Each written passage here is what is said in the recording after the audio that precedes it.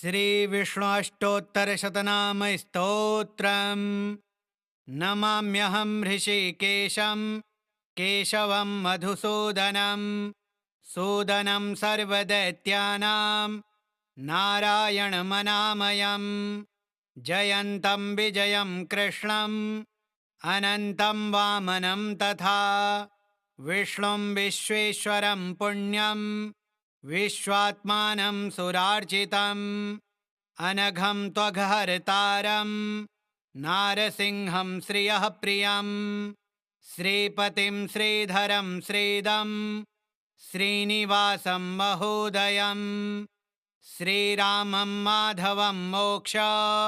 क्षमारूपं जनार्दनं सर्वज्ञं सर्ववेत्तारं सर्वेशं सर्वदायकं हरिं मुरारिं गोविन्दं पद्मनाभं प्रजापतिम् आनन्दज्ञानसम्पन्नं ज्ञानदं ज्ञानदायकम् अच्युतं सबलं चन्द्र वक्त्रं व्याप्तपरावरं योगेश्वरं जगद्योनिं ब्रह्मरूपं महेश्वरं मुकुन्दं चापि वैकुण्ठम् एकरूपं कविं ध्रुवं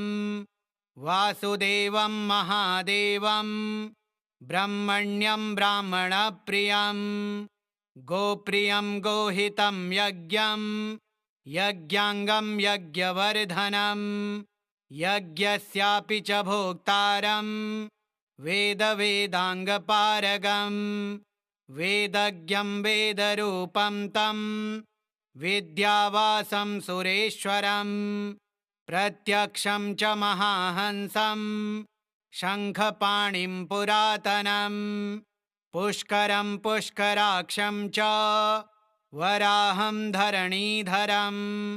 प्रद्युम्नं कामपालं च व्यासध्यातं महेश्वरं सर्वसौख्यं महासौख्यं सांख्यं च पुरुषोत्तमं योगरूपं महाज्ञानं योगीशमजितप्रियम् असुरारिं लोकनाथं पद्महस्तं गदाधरं गुहावासं सर्ववासं पुण्यवासं महाजनं वृन्दानाथं बृहत्कायं पावनं पापनाशनं गोपीनाथं गोपसखं गोपालं च गणाश्रयं परात्मानं पराधीशं कपिलं कार्यमानुषं नमामि निखिलं नित्यं मनोवाक्कायकर्मभिः नाम्नां शतेनापि तु पुण्यकर्ता यः स्तौति विष्णुं मनसा स्थिरेण स याति लोकं मधुसूदनस्य विहाय दोषान्यः पुण्यभूता नाम्नां शतं महापुण्यं सर्वपातकशोधनम् अनन्यमनसा ध्यायेत् जपेत् ध्यानसमन्वितः नित्यमेव नरः पुण्यं गङ्गास्नानफलं लभेत् तस्मात्तु सुस्थिरो भूत्वा समाहितमना जपेत् नमाम्यहं ऋषिकेशं केशवं मधुसूदनं सूदनं सर्वदैत्यानां नारायणमनामयं जयन्तं विजयं कृष्णं अनन्तं वामनं तथा विष्णुं विश्वेश्वरं पुण्यं विश्वात्मानं सुरार्चितम् अनघं त्वघहर्तारं नारसिंहं श्रियः प्रियं श्रीपतिं श्रीधरं श्रीदं श्रीनिवासं महोदयं श्रीरामं माधवं मोक्ष क्षमारूपं जनार्दनं सर्वज्ञं सर्ववेत्तारं सर्वेशं सर्वदायकं हरिं मुरारिं गोविन्दं पद्मनाभं प्रजापतिम् आनन्दज्ञानसम्पन्नं ज्ञानदं ज्ञानदायकम् अच्युतं सबलं चन्द्र वक्त्रं व्याप्तपरावरं योगेश्वरं जगद्योनिं ब्रह्मरूपं महेश्वरं मुकुन्दं चापि वैकुण्ठम् एकरूपं कविं ध्रुवं वासुदेवं महादेवं ब्रह्मण्यं ब्राह्मणप्रियं गोप्रियं गोहितं यज्ञं यज्ञाङ्गं यज्ञवर्धनं यज्ञस्यापि च भोक्तारं वेदवेदाङ्गपारगं वेदज्ञं वेदरूपं तं विद्यावासं सुरेश्वरं प्रत्यक्षं च महाहंसं शङ्खपाणिं पुरातनं पुष्करं पुष्कराक्षं च वराहं धरणीधरं प्रद्युम्नं कामपालं च व्यासध्यातं महेश्वरं सर्वसौख्यं महासौख्यं सांख्यं च पुरुषोत्तमं योगरूपं महाज्ञानं योगीशमजितप्रियम् असुरारिं लोकनाथं पद्महस्तं गदाधरं गुहावासं सर्ववासं पुण्यवासं महाजनं वृन्दानाथं बृहत्कायं पावनं पापनाशनं गोपीनाथं गोपसखं गोपालं च गणाश्रयं परात्मानं पराधीशं कपिलं कार्यमानुषं नमामि निखिलं नित्यं मनोवाक्कायकर्मभिः नाम्नां शतेनापि तु पुण्यकर्ता यः स्तौति विष्णुं मनसा स्थिरेण स याति लोकं मधुसूदनस्य विहाय दोषान्यः पुण्यभूता नाम्नां शतं महापुण्यं सर्वपातकशोधनम् अनन्यमनसा ध्यायेत् जपेध्यानसमन्वितः नित्यमेव नरः पुण्यं गङ्गास्नानफलं लभेत् तस्मात्तु सुस्थिरो भूत्वा समाहितमना जपेत् नमाम्यहं ऋषिकेशं केशवं मधुसूदनं सूदनं सर्वदैत्यानां नारायणमनामयं जयन्तं विजयं कृष्णं अनन्तं वामनं तथा विष्णुं विश्वेश्वरं पुण्यं विश्वात्मानं सुरार्चितम् अनघं त्वघहर्तारं नारसिंहं श्रियः प्रियं श्रीपतिं श्रीधरं श्रीदं श्रीनिवासं महोदयं श्रीरामं माधवं मोक्ष क्षमारूपं जनार्दनं सर्वज्ञं सर्ववेत्तारं सर्वेशं सर्वदायकं हरिं मुरारिं गोविन्दं पद्मनाभं प्रजापतिम् आनन्दज्ञानसम्पन्नं ज्ञानदं ज्ञानदायकम् अच्युतं सबलं चन्द्र वक्त्रं व्याप्तपरावरं योगेश्वरं जगद्योनिं ब्रह्मरूपं महेश्वरं मुकुन्दं चापि वैकुण्ठम् एकरूपं कविं ध्रुवं वासुदेवं महादेवं ब्रह्मण्यं ब्राह्मणप्रियं गोप्रियं गोहितं यज्ञं यज्ञाङ्गं यज्ञवर्धनं यज्ञस्यापि च भोक्तारं वेदवेदाङ्गपारगं वेदज्ञं वेदरूपं तं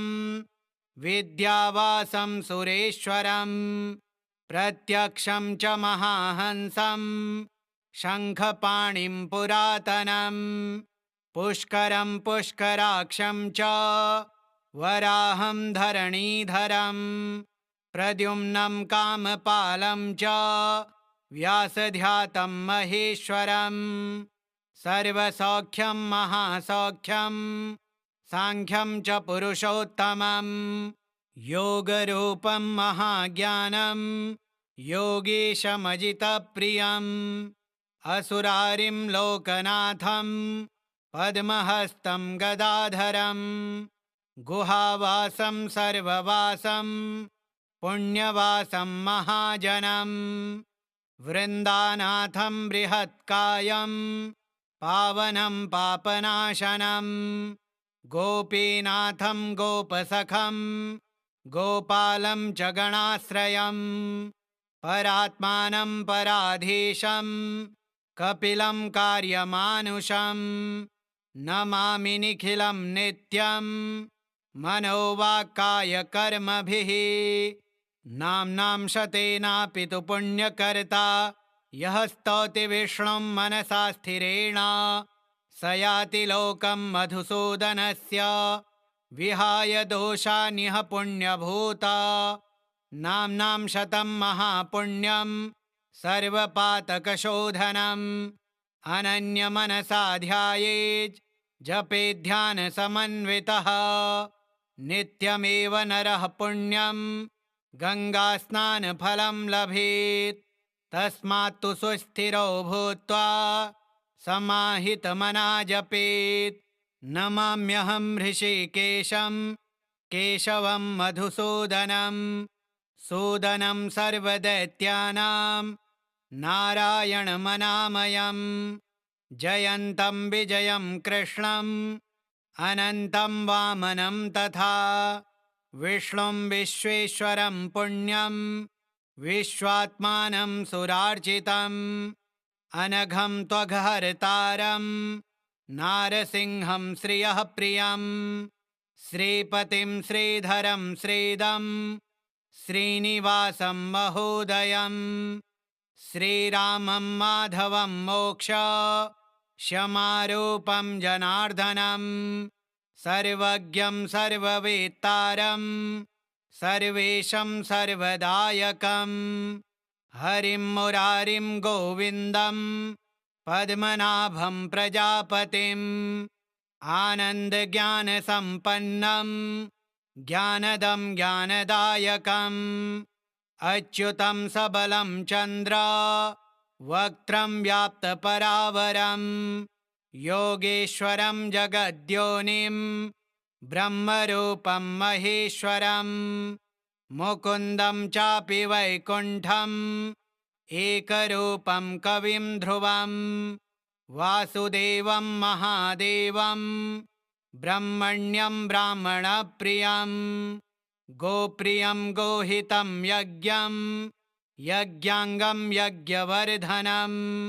यज्ञस्यापि च भोक्तारं वेदवेदाङ्गपारगं वेदज्ञं वेदरूपं तं विद्यावासं सुरेश्वरं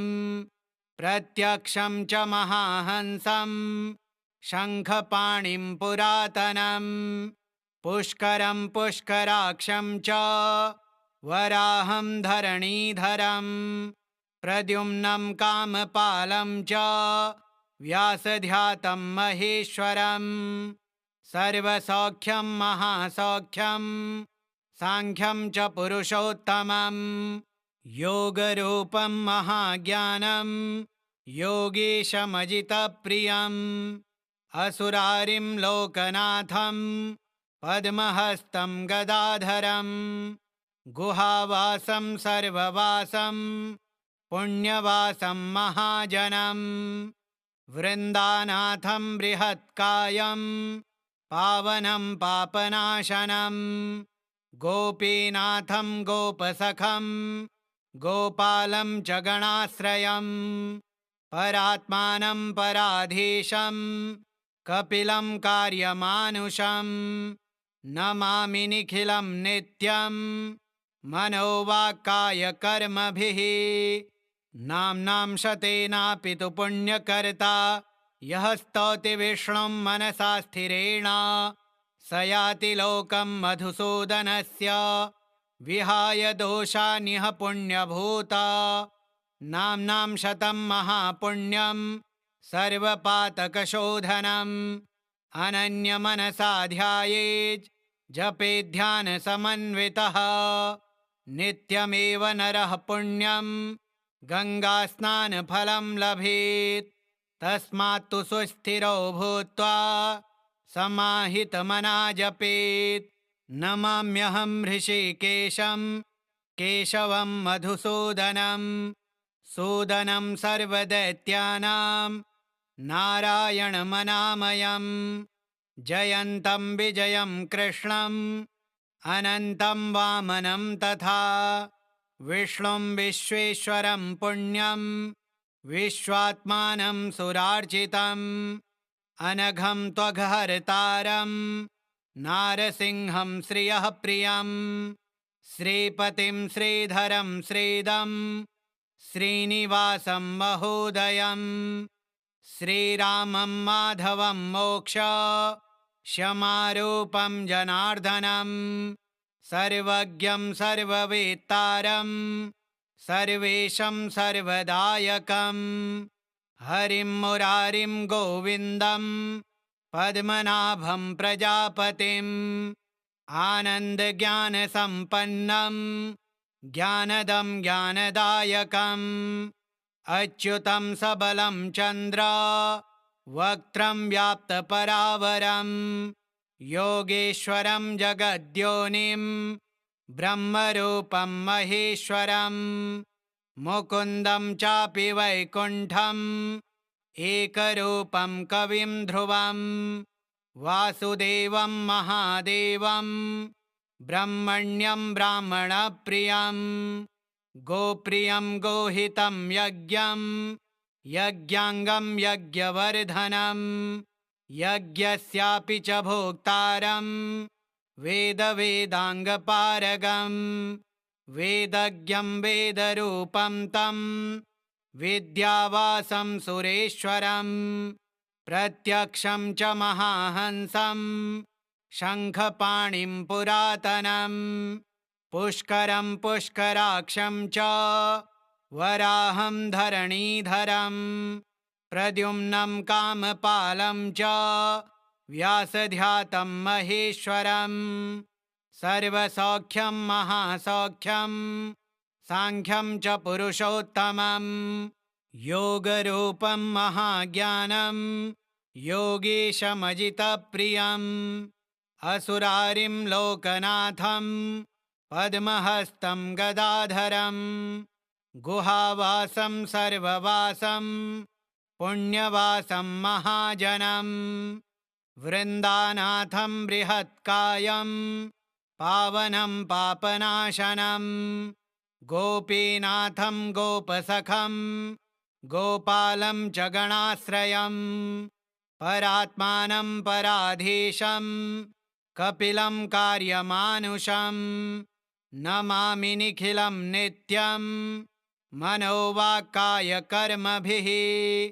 नाम्नां शतेनापि तु पुण्यकर्ता यः स्तौति विष्णुं मनसा स्थिरेण स याति लोकं मधुसूदनस्य विहाय दोषान्यः पुण्यभूता नाम्नां शतं महापुण्यं सर्वपातकशोधनम् अनन्यमनसा ध्यायेत् जपेध्यानसमन्वितः नित्यमेव नरः पुण्यं गङ्गास्नानफलं लभेत्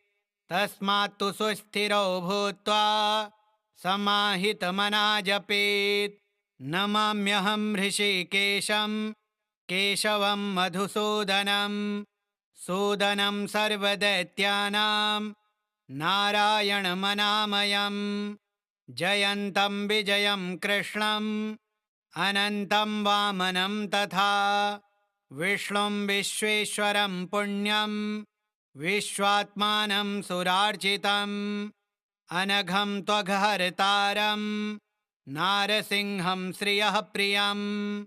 श्रीपतिं श्रीधरं श्रीदं श्रीनिवासं महोदयम् श्रीरामं माधवं मोक्ष क्षमारूपं जनार्दनं सर्वज्ञं सर्ववेत्तारं सर्वेशं सर्वदायकं हरिं मुरारिं गोविन्दं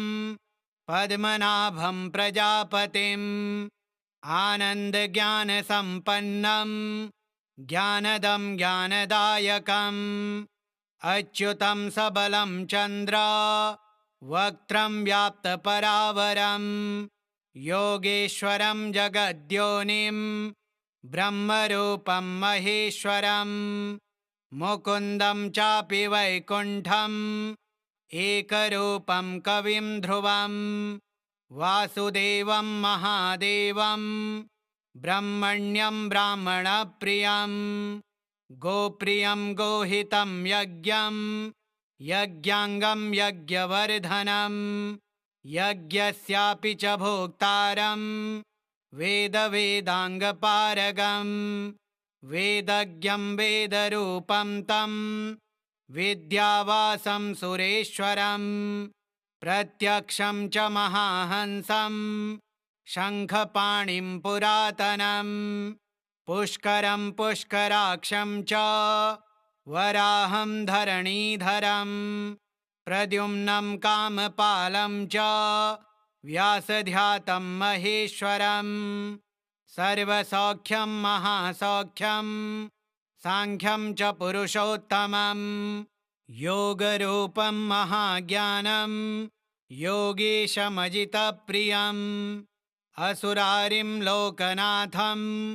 पद्महस्तं गदाधरं गुहावासं सर्ववासं पुण्यवासं महाजनं वृन्दानाथं बृहत्कायं पावनं पापनाशनं गोपीनाथं गोपसखं गोपालं च गणाश्रयं परात्मानं पराधीशं कपिलं कार्यमानुषं नमामि निखिलं नित्यं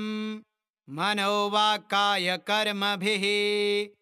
नाम्नां शतेनापि तु पुण्यकर्ता यः स्तौति विष्णुं मनसा स्थिरेण स याति लोकं मधुसूदनस्य विहाय दोषान्यः पुण्यभूता नाम्नां शतं महापुण्यं सर्वपातकशोधनम् अनन्यमनसा ध्यायेत् जपेध्यानसमन्वितः नित्यमेव नरः पुण्यं गङ्गास्नानफलं लभेत् तस्मात्तु सुस्थिरो भूत्वा समाहितमना जपेत् नमाम्यहं ऋषिकेशं केशवं मधुसूदनं सूदनं सर्वदैत्यानां नारायणमनामयं जयन्तं विजयं कृष्णं अनन्तं वामनं तथा विष्णुं विश्वेश्वरं पुण्यं विश्वात्मानं सुरार्चितम् अनघं त्वघहर्तारं नारसिंहं श्रियः प्रियं श्रीपतिं श्रीधरं श्रीदं श्रीनिवासं महोदयं श्रीरामं माधवं मोक्ष क्षमारूपं जनार्दनं सर्वज्ञं सर्ववेत्तारं सर्वेशं सर्वदायकं हरिं मुरारिं गोविन्दं पद्मनाभं प्रजापतिम् आनन्दज्ञानसम्पन्नं ज्ञानदं ज्ञानदायकम् अच्युतं सबलं चन्द्र वक्त्रं व्याप्तपरावरम् योगेश्वरं जगद्योनिं ब्रह्मरूपं महेश्वरम् मुकुन्दं चापि वैकुण्ठम् एकरूपं कविं ध्रुवं वासुदेवं महादेवं ब्रह्मण्यं ब्राह्मणप्रियं गोप्रियं गोहितं यज्ञं यज्ञाङ्गं यज्ञवर्धनं यज्ञस्यापि च भोक्तारं वेदवेदाङ्गपारगं वेदज्ञं वेदरूपं तं विद्यावासं सुरेश्वरं प्रत्यक्षं च महाहंसं शङ्खपाणिं पुरातनं पुष्करं पुष्कराक्षं च वराहं धरणीधरं प्रद्युम्नं कामपालं च व्यासध्यातं महेश्वरं सर्वसौख्यं महासौख्यं सांख्यं च पुरुषोत्तमं योगरूपं महाज्ञानं योगीशमजितप्रियम् असुरारिं लोकनाथं पद्महस्तं गदाधरं गुहावासं सर्ववासं पुण्यवासं महाजनं वृन्दानाथं बृहत्कायं पावनं पापनाशनं गोपीनाथं गोपसखं गोपालं च गणाश्रयं परात्मानं पराधीशं कपिलं कार्यमानुषं नमामि निखिलं नित्यं मनोवाक्कायकर्मभिः नाम्नां शतेनापि तु पुण्यकर्ता यः स्तौति विष्णुं मनसा स्थिरेण स याति लोकं मधुसूदनस्य विहाय दोषान्यः पुण्यभूता नाम्नां शतं महापुण्यं सर्वपातकशोधनम् अनन्यमनसा ध्यायेत् जपेध्यानसमन्वितः नित्यमेव नरः पुण्यं गङ्गास्नानफलं लभेत् तस्मात्तु सुस्थिरो भूत्वा समाहितमना जपेत् नमाम्यहं ऋषिकेशं केशवं मधुसूदनं सूदनं सर्वदैत्यानां नारायणमनामयं जयन्तं विजयं कृष्णं अनन्तं वामनं तथा विष्णुं विश्वेश्वरं पुण्यं विश्वात्मानं सुरार्चितम् अनघं त्वघहर्तारं नारसिंहं श्रियः प्रियं श्रीपतिं श्रीधरं श्रीदं श्रीनिवासं महोदयं श्रीरामं माधवं मोक्ष क्षमारूपं जनार्दनं सर्वज्ञं सर्ववेत्तारं सर्वेशं सर्वदायकं हरिं मुरारिं गोविन्दं पद्मनाभं प्रजापतिम् आनन्दज्ञानसम्पन्नं ज्ञानदं ज्ञानदायकम् अच्युतं सबलं चन्द्र वक्त्रं व्याप्तपरावरं योगेश्वरं जगद्योनिं ब्रह्मरूपं महेश्वरं मुकुन्दं चापि वैकुण्ठम् एकरूपं कविं ध्रुवं वासुदेवं महादेवं ब्रह्मण्यं ब्राह्मणप्रियं गोप्रियं गोहितं यज्ञं यज्ञाङ्गं यज्ञवर्धनं यज्ञस्यापि च भोक्तारं वेदवेदाङ्गपारगं वेदज्ञं वेदरूपं तं विद्यावासं सुरेश्वरं प्रत्यक्षं च महाहंसं शङ्खपाणिं पुरातनं पुष्करं पुष्कराक्षं च वराहं धरणीधरं प्रद्युम्नं कामपालं च व्यासध्यातं महेश्वरं सर्वसौख्यं महासौख्यं सांख्यं च पुरुषोत्तमं योगरूपं महाज्ञानं योगीशमजितप्रियम् असुरारिं लोकनाथं पद्महस्तं गदाधरं गुहावासं सर्ववासं पुण्यवासं महाजनं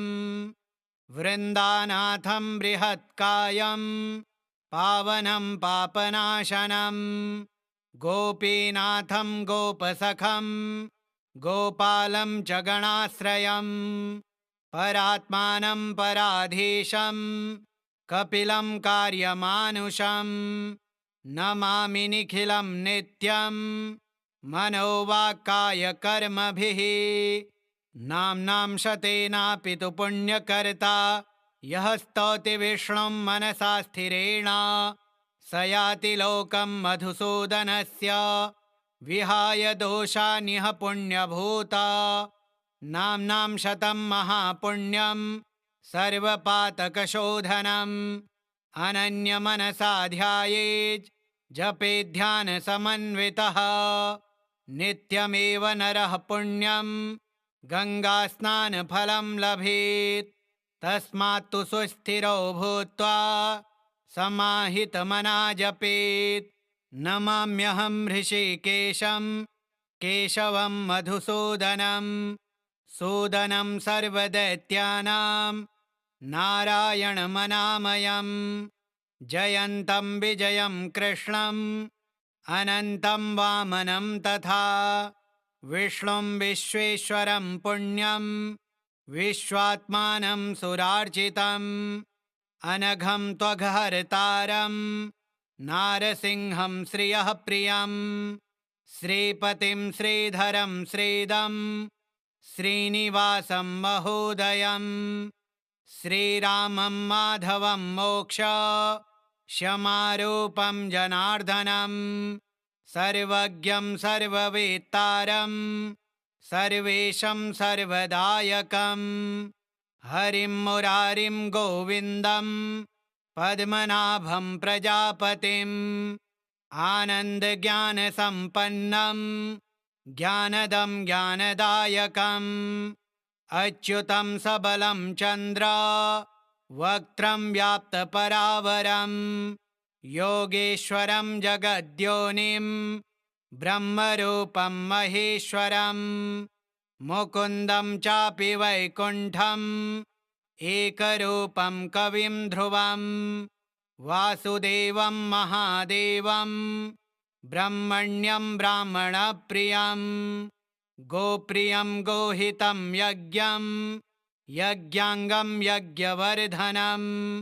यज्ञस्यापि च भोक्तारं वेदवेदाङ्गपारगं वेदज्ञं वेदरूपं तं विद्यावासं सुरेश्वरं प्रत्यक्षं च महाहंसं शङ्खपाणिं पुरातनं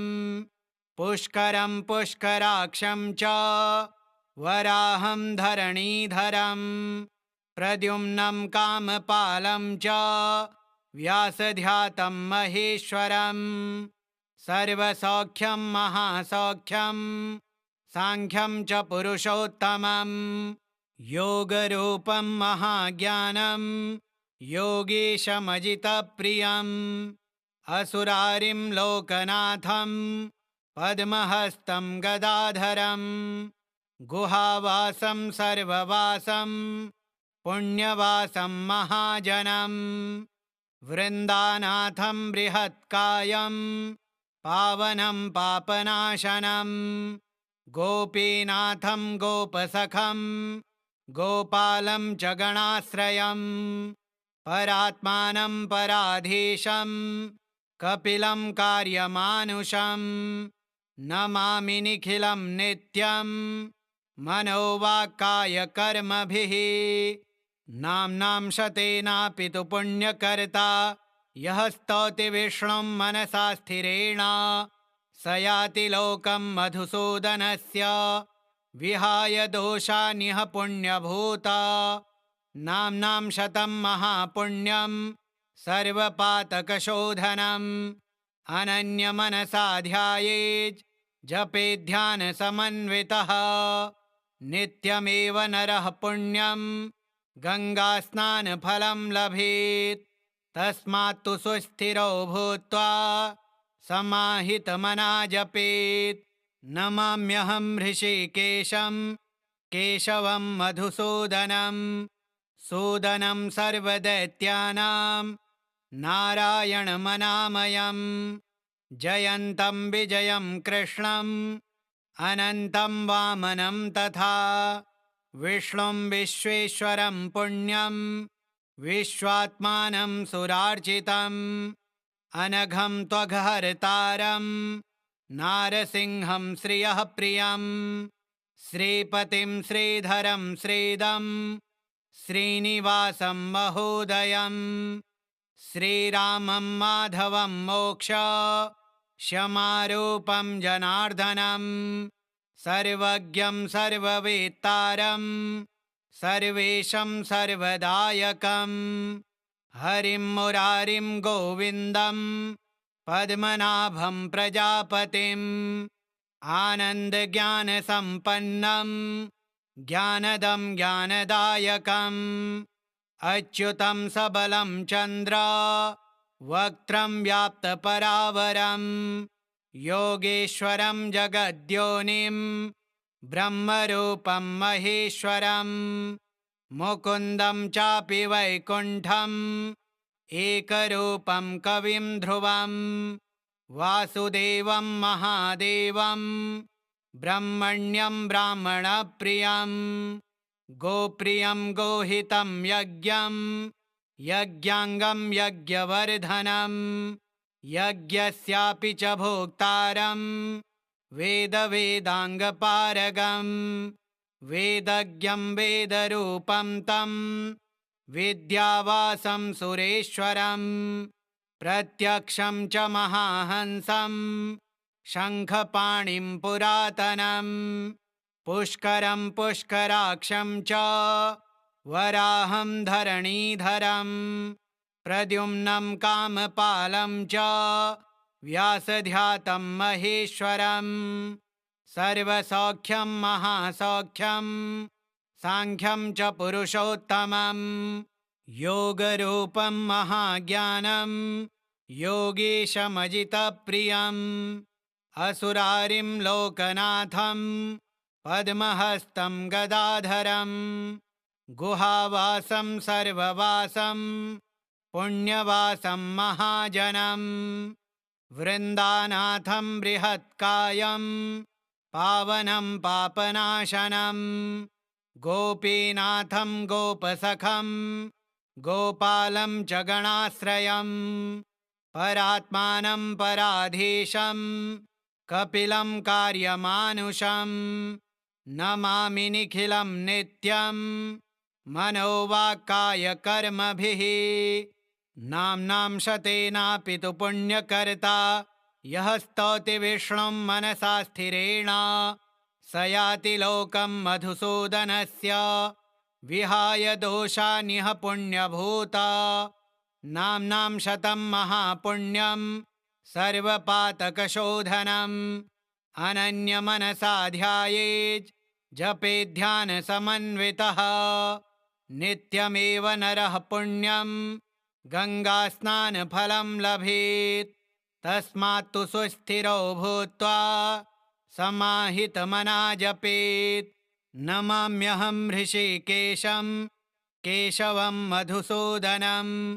सूदनं सर्वदैत्यानां नारायणमनामयं जयन्तं विजयं कृष्णं अनन्तं वामनं तथा विष्णुं विश्वेश्वरं पुण्यं विश्वात्मानं सुरार्चितम् अनघं त्वघहर्तारं नारसिंहं श्रियः प्रियं श्रीपतिं श्रीधरं श्रीदं श्रीनिवासं महोदयं श्रीरामं माधवं मोक्ष क्षमारूपं जनार्दनं सर्वज्ञं सर्ववेत्तारं सर्वेशं सर्वदायकं हरिं मुरारिं गोविन्दं पद्मनाभं प्रजापतिम् आनन्दज्ञानसम्पन्नं ज्ञानदं ज्ञानदायकम् अच्युतं सबलं चन्द्र वक्त्रं व्याप्तपरावरं योगेश्वरं जगद्योनिं ब्रह्मरूपं महेश्वरं मुकुन्दं चापि वैकुण्ठम् एकरूपं कविं ध्रुवं वासुदेवं महादेवं ब्रह्मण्यं ब्राह्मणप्रियं गोप्रियं गोहितं यज्ञं यज्ञाङ्गं यज्ञवर्धनं यज्ञस्यापि च भोक्तारं वेदवेदाङ्गपारगं वेदज्ञं वेदरूपं तं विद्यावासं सुरेश्वरं प्रत्यक्षं च महाहंसं शङ्खपाणिं पुरातनं पुष्करं पुष्कराक्षं च वराहं धरणीधरं प्रद्युम्नं कामपालं च व्यासध्यातं महेश्वरं सर्वसौख्यं महासौख्यं सांख्यं च पुरुषोत्तमं योगरूपं महाज्ञानं योगीशमजितप्रियम् असुरारिं लोकनाथं पद्महस्तं गदाधरं गुहावासं सर्ववासं पुण्यवासं महाजनं वृन्दानाथं बृहत्कायं पावनं पापनाशनं गोपीनाथं गोपसखं गोपालं च गणाश्रयं परात्मानं पराधीशं